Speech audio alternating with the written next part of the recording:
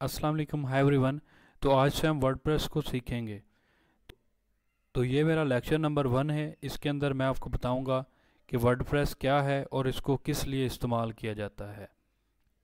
पहले मैं आपको वर्डप्रेस का बताऊं कि वर्डप्रेस क्या है।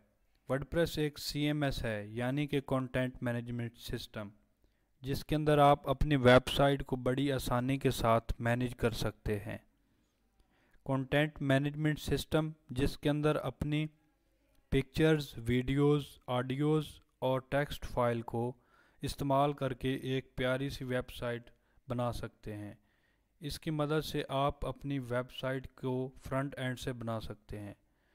वर्डप्रेस की वेबसाइट का तकरीबन 30% हिस्सा इंटरनेट पर इस्तेमाल हो रहा है, जो कि एक बहुत बड़ी तादाद है।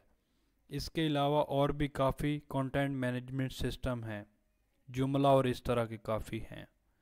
लेकिन वर्डप्रेस में आप बड़ी आसानी के साथ ड्रैग एंड ड्रॉप की मदद से अपनी वेबसाइट को बना सकते हैं और ये इजी टू यूज़ है। दुनिया की मशहूर वेबसाइट जो कि वर्डप्रेस से बनाई गई हैं, केटी पेरी, टेक क्रंच वगैरह। इसमें हमें किसी भी किस्म की कोडिंग की कोई ज़रूरत नहीं होती। हम कोडिंग के बगैर ही अपना सारा काम कर सकते हैं। वर्डप्रेस वेबसाइट के फ्रंट एंड से काम करता है,